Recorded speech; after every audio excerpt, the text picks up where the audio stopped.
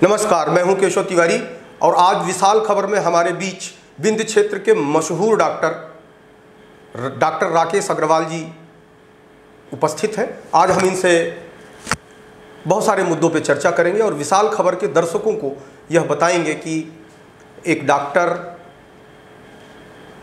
आम आदमी के लिए कितना महत्वपूर्ण होता है। वैसे भी समाज में डॉक्टरों को भगवान का दर्जा दिया गया है। तो आज हम डॉक्टर राकेश अग्रवाल जी से चर्चा करेंगे, जो विंध्य क्षेत्र के शिशु रोग विशेषज्ञ हैं। तो डॉक्टर साहब, बहुत बहुत स्वागत है, आप हमारे स्टूडियो में आए। डॉक्टर साहब, बहुत सारे लोगों को एक ये रहता है कि डॉक्टर साहब यहाँ पे हैं, लेकिन मूल रूप से आप रहने वाले कहाँ के हैं? सर्वप्रथम मैं आपको धन्यवाद देना चाहता हूँ कि आज आपने मुझे अपने चैनल पर इनवाइट करने के लिए आमंत्रित किया। मैं मूल रूप से सतना के पास ही चित्रकूट जो ज़िला है, जी, जिसको करवी पहले बोलते थे, जी, मैं वहाँ का निवासी हूँ। बर्थ मेरा वहीं पर हुआ था, जी। परंतु मेरी शिक्षा यदि बात करें तो मेरे फादर एमपी गवर्नमेंट में शिक्षक थे, इसलिए मेरा ज़्यादा जीवन जो है एमपी में ही गुजरा है, जी। और मैंने अपना जो एमबीबीएस है, जी, वो रीवा मेडिकल कॉलेज से किया था, एमडी भी रीवा मेडिकल कॉलेज से किया था, और उसके बाद फिर हायर एजुकेशन के लिए, ज़्यादा नॉलेज गेन करने के लिए, ज़्यादा एक्सपीरियंस के लिए दिल्ली में हमने 3 साल विभिन्न अस्पतालों में सीनियर रजिस्ट्रारशिप होती है वो किया था, और उसके पश्चात फिर हम अपने सतना को यहाँ पर हम वापस आए। डॉक्टर साहब, आप खुद डॉक्टर बनना चाहते थे या आपके अभिभावकों का, जैसे क्या होता है कि हिंदुस्तान में प्रायः ये देखा गया है कि बच्चा क्या बनना चाहता है ये महत्वपूर्ण नहीं है, अभिभावक उसको ज़बरदस्ती वो बनाना चाहते हैं जो वो नहीं बन पाए। तो कई बार ऐसा होता है कि हम जो बनना चाहते हैं अभिभावक वो बनने देते हैं, और कई बार ऐसा होता है कि अभिभावक ज़बरदस्ती थोपते हैं कि नहीं तुम्हें ये बनना है। आपके साथ क्या था कि आप डॉक्टर बनना चाहते थे या अभिभावकों का दबाव था? ये जो आज के परिवेश में यदि देखा जाए, जी, तो निश्चित तौर पर जहाँ बच्चा पैदा होता है, जी, तभी से ये बात होने लगती है। पैदा होने के पहले भी अब सोचने लगते हैं कि हम बच्चे को ये बनाना है, जी। पर हमारे समय में ऐसा कुछ भी नहीं था, जी। पेरेंट्स की भी ऐसी कोई ख्वाहिश नहीं थी, जी। ना हमने कभी सोचा था कि एकदम डॉक्टर ही बनना है, जी। जब हम 12th पास आउट करके फर्दर एजुकेशन के लिए ये हुआ कि आगे बहुत ज़्यादा रास्ता, हमको उतनी जानकारियाँ नहीं थी, जी, इतना ज़्यादा होता भी नहीं था, इतनी ज़्यादा जानकारी रहती नहीं थी, जी, जी। तो हम आगे हायर के लिए रीवा बीएससी करने गए, जी।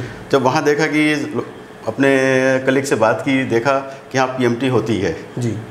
तो बायो ग्रुप के थे हम, जी। तो फिर पीएमटी में हमने देना फाइट किया, जी। और उसको हमने फिर क्रॉस किया, जी। और इस प्रकार हम पहले बिना कुछ सोचे हुए निश्चित तौर पर फिर हम डॉक्टर बन गए। आपने पीएमटी कितने अटेम्प्ट में क्लियर की थी? हमने 3 अटेम्प्ट किए थे। मैंने 3 बार, आपने 2 बार प्रयास था, क्योंकि उस समय कोचिंग होती नहीं थी। हाँ, जो कुछ हमें अपने सेल्फ डिसीजन से ही क्योंकि उतना ज़्यादा गाइडेंस उस समय बिल्कुल नहीं होता था, जी। और फिर हमको अपने हिम्मत से, अपनी मेहनत से ही हमने फिर उसको सफलता प्राप्त की।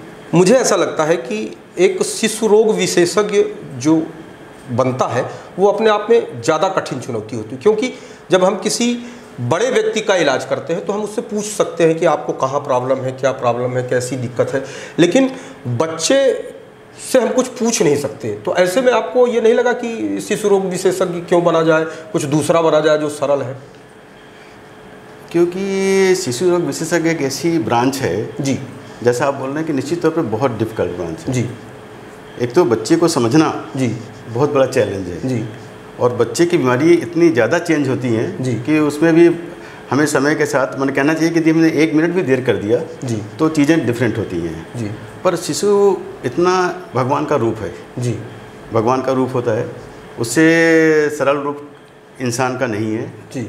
और यदि हम उसके साथ जुड़ते हैं, जी, तो निश्चित तौर पर महसूस होता है कि हम भगवान से जुड़ रहे हैं। यदि हम उसकी सेवा कर रहे हैं तो निश्चित तौर पर हम लग रहा है कि ईश्वर के चरणों में हैं।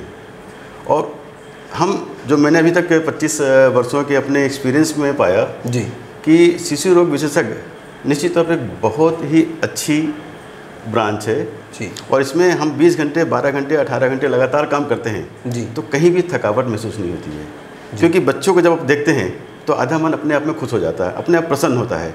जब वो ठीक होते हैं, जब वो हंसते हैं, जब खिलखिलाते हैं, उनके विभिन्न भाव को देखिए, तो अपना थकान, अपनी कोई भी चीज़ें तुरंत दूर हो जाती हैं।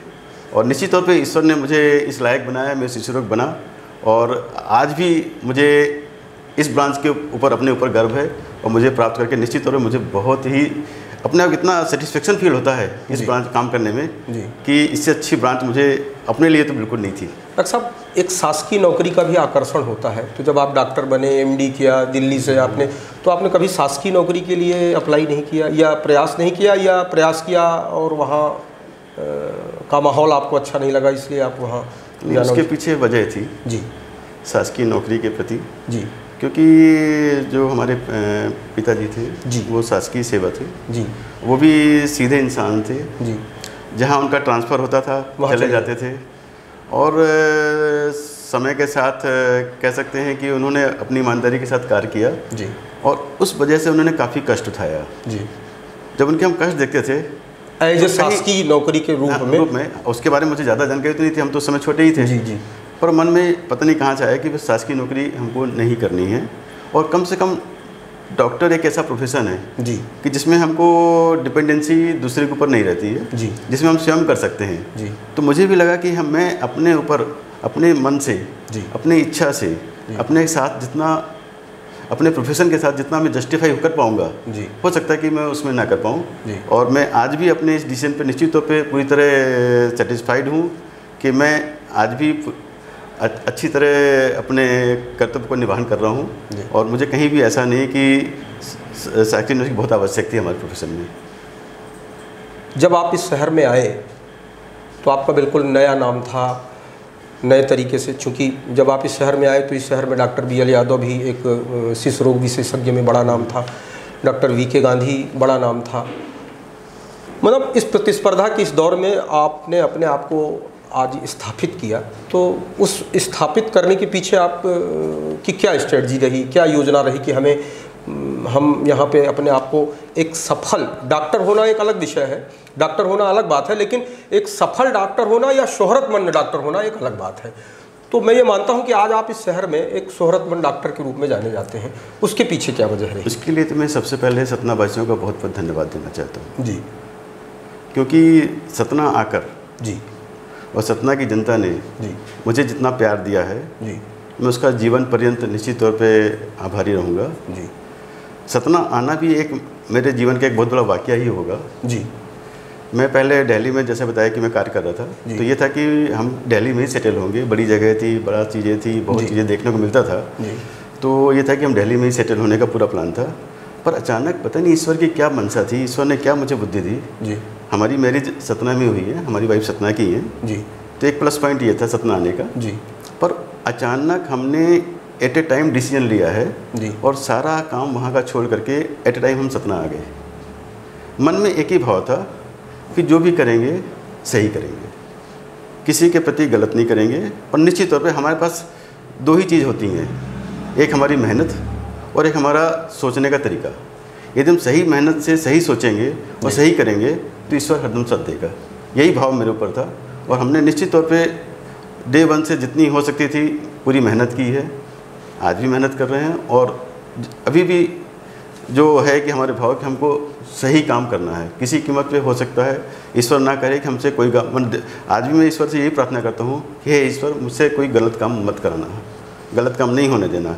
शायद यही मेरी शक्ति थी जो मैं आज निश्चित तौर पे सभी के सामने मैं आज भी अपने दायित्व का निर्वहन कर रहा हूँ, और निश्चित तौर पे बड़ा छोटा होना मायने नहीं रखता है, काम सही है, काम अच्छा है, और उससे बड़ा सेटिस्फेक्शन कुछ नहीं हो सकता है। और यदि हमारे सामने कोई भी आया है वो ठीक होकर जा रहा है, उसकी मुस्कुराहट उससे बड़ी कोई दूसरी चीज़ नहीं हो सकती है।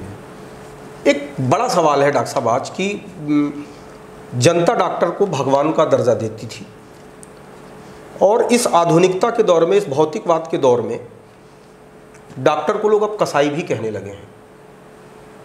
ये परिवर्तन आप भी महसूस करते हैं, या ये आवाज़ें आप तक भी पहुंचती हैं इस तरीके की कि हम ही लोग सिर्फ महसूस करते हैं? ये जो आपका प्रश्न है निश्चित तौर पे बहुत गंभीर और बहुत ज्वलंत प्रश्न है ये जी, और इसमें जितनी भी डिस्कशन किया जाए जी, निश्चित तौर पे कम पड़ेगा जी, पर जब आपने ये मुद्दा उठाया ही है जी, तो इसमें पहली बात ये है कि डॉक्टर को आदमी भगवान माना जाता है जी, तो इसका अभिप्राय क्या है? जी, ये हमको जानना होता है जी। ईश्वर को हम श्रद्धा और विश्वास का रूप मानते हैं। हम ईश्वर के पास जाते हैं तो हम श्रद्धा और विश्वास के साथ जाते हैं, और जब ईश्वर इस विश्वास के साथ कुछ भी करता है जी, तो उसको हम पूरी तरह एक्सेप्ट करते हैं, पूरी तरह मानते हैं। ईश्वर ने किसी के साथ ऐसा लगता है कि गलत किया है, ऐसा किसी का बुरा हुआ, मैंने बुरा करता नहीं, होता नहीं है, फिर भी हम विधि का विधान मानते हैं, उसको हम स्वीकार करते हैं, और उसके पीछे जानते हैं कि इसके पीछे कोई न कोई अच्छा छुपा है जी। आज बच्चा फेल हो गया तो कहते हैं कि ईश्वर की मर्जी थी, हो सकता है कि तुमको इससे अच्छा बनना होगा। ये भाव ईश्वर का, भगवान का रूप का होता है। दूसरी चीज़ ये है कि जहाँ तक इस रूप में भी ईश्वर जो करता है, हमने कहा कि सही करता है। डॉक्टर के पास जैसे कहते हैं कि वी ट्रीट ही क्योर जी। पहली बात तो हम भगवान नहीं है जी, भगवान का रूप भी नहीं हो सकते हैं जी। ठीक है। कोई हमको कहता है कि डॉक्टर साहब आप भगवान हैं जी, आपने हमारे बच्चों को बचा लिया, मैंने कहा क्षमा करें, ऐसा हम नहीं हैं, हम तो सिर्फ निमित्त मात्र हैं जी। हमारे सामने जैसे हमारे हॉस्पिटल में कन्या जी की है, हम कहते बोलना है जाकर उनके पास जाइए, उनके पास बोलिए, उनसे बोलिए। हम सिर्फ निमित्त मात्र हैं। हमारे पास क्या है, हम कौन सी शक्ति हैं जी। तो भगवान हम नहीं हैं, हम भगवान के निमित्त मात्र हैं। निमित्त मात्र का मतलब यह है कि हमें जो भी कर्तव्य कार्य करना है, हमारे पास यदि कोई पेशेंट है तो हमको अपनी श्रद्धा से, अपनी शक्ति से, अपने पूरी ताकत से, पूरे मनोयोग से उसको करना चाहिए। उसमें किसी प्रकार की कोई भी दूसरे भाव उस समय नहीं आने चाहिए जी। यदि हम पेशेंट को देख रहे हैं तो हमारे लिए पेशेंट सर्वोपरि उस समय होना चाहिए जी। उसके अलावा दूसरा कुछ नहीं होता। ये भाव हमारे पास आना चाहिए। ये भाव यदि हम हैं, ये भाव यदि हमारे पास है तो निश्चित तौर पे हम अपने कर्तव्यों को, हमको जो दायित्व दिया गया है, ईश्वर ने जो बनाया है, हम उसका निर्वहन कर रहे हैं। पर जहाँ तक दूसरा पहलू है जी, बहुत सारे अदर पहलू हैं जो समय के साथ चेंज हो गए हैं जी। 20 साल पहले की मैं अपनी बात बताता हूँ जी। सतना का पहला ब्लड एक्सचेंज ट्रांसफ्यूजन हमने सतना में किया था 20 साल पहले जी।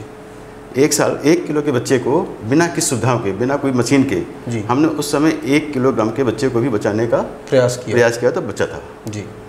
क्योंकि हमारा कहना था कि हमारे पास जो डिग्री है जी, ठीक है, सुविधाएं हमारे पास नहीं है जी। जी, हमारे पास डिग्री जो है वो बड़े जगह कहीं भी जाएगा उसके पास भी वही डिग्री है जी। तो जहाँ तक नॉलेज के पॉइंट ऑफ व्यू से हम ठीक है बराबर ही हैं जी।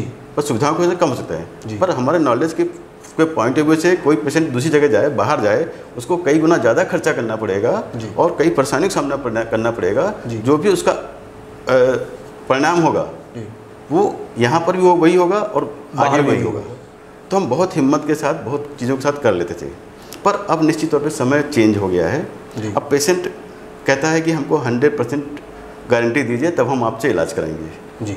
हम आपको पैसा चाहे कोई हमारा कुछ भी लग जाए, हमको गारंटी चाहिए, जो आप गारंटी देंगे तभी हम ठीक करेंगे। तो आवश्यकता आई है जो ये कई वजह से आई है।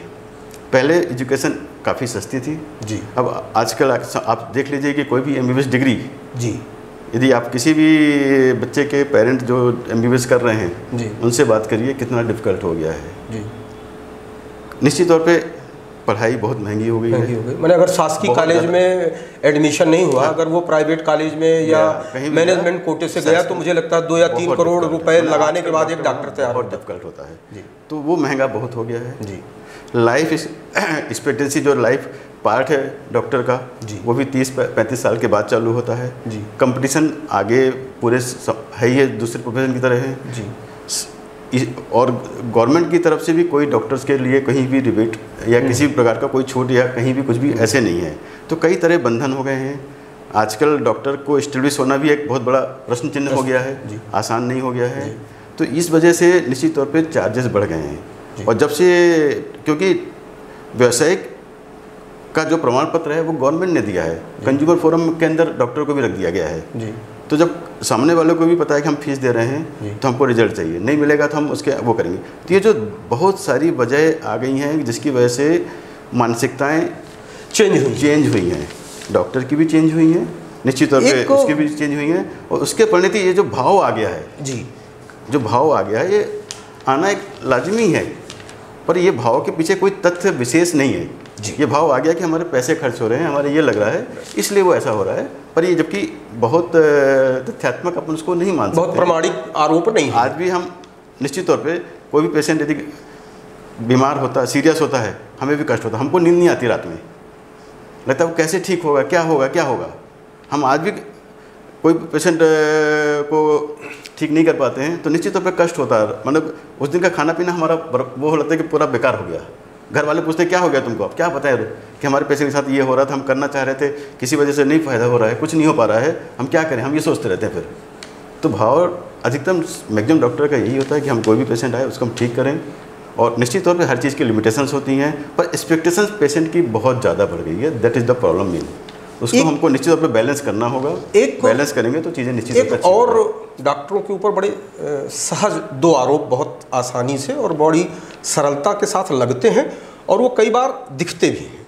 जैसे कि एक तो डॉक्टरों के ऊपर ये आरोप लगता है कि ये पैथोलॉजी से इनका कमीशन सेट है। दूसरा, जो मेडिकल स्टोर होता है उससे भी लोग कहते हैं कि ये वो दवाइयाँ लिखते हैं जिसमें इनके कमीशन सेट है। अब ये होता है या नहीं होता है, लेकिन अगर आग लगी है तभी तो धुआं उठता है।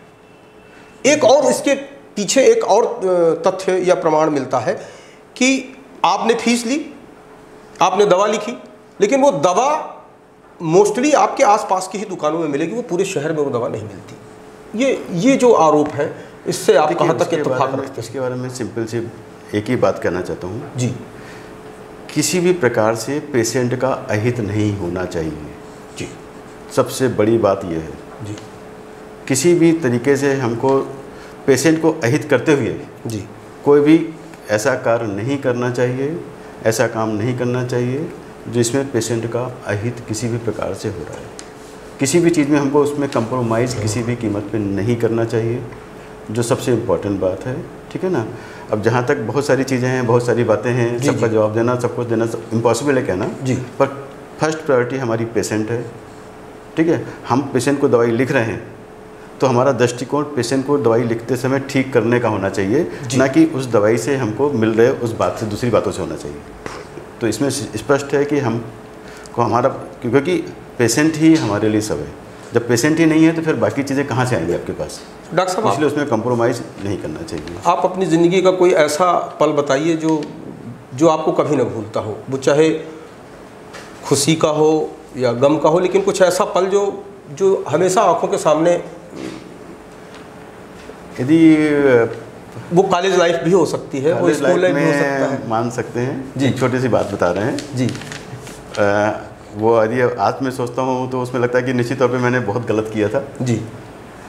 एक्चुअली हमारे college, medical college, Rewa medical college की पिकनिक जी, वर्षा ऋतु यही मौसम था जी, और उस समय चचाई फाल अपने एरिया का सबसे बहुत बेहतर फाल माना जाता था जी।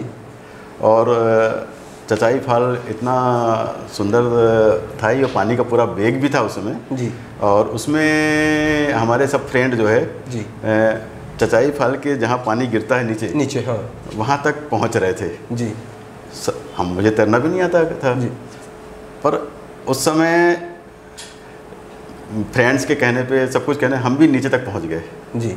आज भी वो दृश्य देख के इतना डर महसूस होता है, रूह कांप जाती है, और कितनी बेवकूफ़ी लगती है कि बिना जाने समझे आप कैसे वहाँ तक पहुँच गए थे जी जी। कोई हादसा होता है तो निश्चित तौर पे मैं अपने इस वाक़ये के द्वारा सभी युवाओं को संदेश देना चाहता हूँ कि युवा निश्चित तौर पे आवेग में कई बार ऐसा कार्य करते हैं कि जो जिस पर ज़िंदगी भर पछतावा हो सकता है जी। तो प्लीज़ ऐसा कभी कोई कार्य आवेग में ना करें जिसका आपको या आपके परिवार को पछतावा होना पड़े, क्योंकि मुझे आज भी वो पल याद करके निश्चित तौर पे रूह कांप जाती है कि मैं कैसे वहाँ पहुँच गया था। इतना खतरनाक पल था, तो कैसे घूम गए वहाँ, एंजॉय किए, निकल आए बाहर आ गए। ठीक, ईश्वर का शुक्रिया अदा करता हूँ, पर निश्चित तौर पर मैं युवाओं को कहता हूँ कि प्लीज़ कोई भी ऐसे स्टंट, ऐसे कोई भी काम मत करें प्लीज़। हाँ, अभी हाल ताज में ही अभी किसी प्रपात में ही आया कि कोई फ़ोटो लेते हुए फिसला, और बहुत घटनाएँ होती हैं, बहुत पढ़ते हैं, इसीलिए लगता है कि निश्चित तौर पर जी ईश्वर मतलब युवाओं को जरूर जो है ना आवेग में बिल्कुल ना आए और बहुत केयरफुल रहें।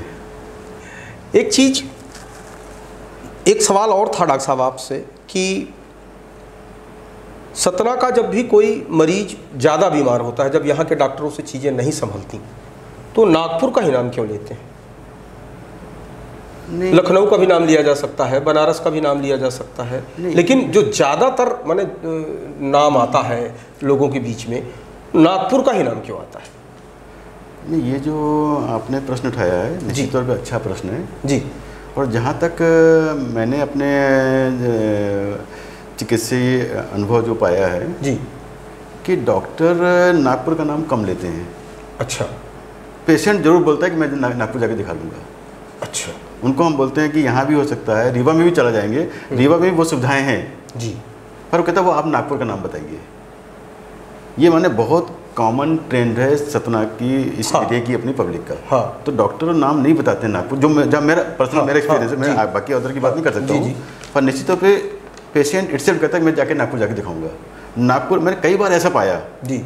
मैंने कहा कि भाई आपके बच्चे को बच्चे के पेट के डॉक्टर की ज़रूरत है जी, आपके बच्चे को दिमाग के बच्चे के डॉक्टर की ज़रूरत है जी, आप वहाँ जाके दिखाइए। वो हमारी बात नहीं सुने, गए वहाँ नागपुर में और किसी भी जनरल डॉक्टर को दिखा के आ गए। वो कहते हैं देखिए हमने नागपुर को दिखा के आ गए। तो ये जो भ्रम, ये जो चीज़ें हैं वो डॉक्टर ने नहीं की है, जहाँ तक मेरा बिल्कुल कंफर्म कह सकता हूँ मैं जी। ये पूरा सतना की पब्लिक का मतलब अपने इस एरिया की पब्लिक का ही है कि जाके नागपुर दिखाना, नागपुर दिखा लिया मतलब उनका लगता है कि हाँ सब कुछ वहाँ हो जाए, होता भी होगा, ये नहीं कह रहे हैं। एक हवा बन गई, हवा जो है वो डॉक्टर के द्वारा नहीं बनाई गई है, वो निश्चित तौर पर पब्लिक का ही है। वो जौलपुर के जोधपुर के लिए बोलते हैं, कहते नहीं हम जाके नागपुर दिखा लेंगे। मैंने कहा बेटा नागपुर आपको बच्चा नहीं पहुँच पाएगा, अभी कंडीशन उस लायक नहीं है जी। आप जौलपुर तक पहुँच सकते हैं, वहाँ पहले फर्स्ट एड लीजिए, ठीक है ना। इलाहाबाद में भी चिकित्सकीय सुविधाएं होंगी, लेकिन लोग इलाहाबाद या बनारस का नाम यहाँ कम लेते हैं क्योंकि उसका रीजन है जी, क्योंकि स्टेट चेंज हो जाता है, स्टेट चेंज होता है और जो संबंध सबके हैं जी। जौलपुर में हमारे पहचान के ज़्यादा हैं, नागपुर में ज़्यादा पहचान के हैं, ये बातें शायद इलाहाबाद तरफ ज़्यादा नहीं है। हमारे पहचान के लोग उस एरिया में नहीं है जी। कि जैसे यूपी का जो आदमी होता है, चित्रकूट का आदमी या हमारे पास आता है, कहते हम कानपुर जाना चाहते हैं, हम इलाहाबाद जाना चाहते हैं, क्योंकि उनके वहाँ संबंध है, उनकी जानकारी है, उनको पता है जी। हमें भी इलाहाबाद के बारे में उतनी जानकारी है क्योंकि हमारा उतना टच न होने की वजह से नहीं हो पाता है, तो इसलिए हम भी कहते हैं कि भाई यहाँ नागपुर के डॉक्टर, यहाँ के डॉक्टर, तो एक वो एक कॉमन ट्रेंड होता है, एक सिक्योरिटी होती है और वो ये होता है कि हमारे पहचान के वहाँ हैं, हमारे मरीज दूसरे मरीज ठीक हुए थे वहाँ जाके, एक वो सब ट्रेंड मायने रखता है, इसलिए ऐसा होता है। तो बहुत बहुत धन्यवाद डॉक्टर साहब, आप हमारे स्टूडियो आए और हमारे दर्शकों को बहुत अच्छी जानकारी दी। मैं पुनः आपका अगेन धन्यवाद देना चाहता हूँ कि आज आपके बीच एक इस परिचर्चा में मुझे भागीदार बनाया। मैं आपका बहुत बहुत शुक्रिया अदा करता हूँ।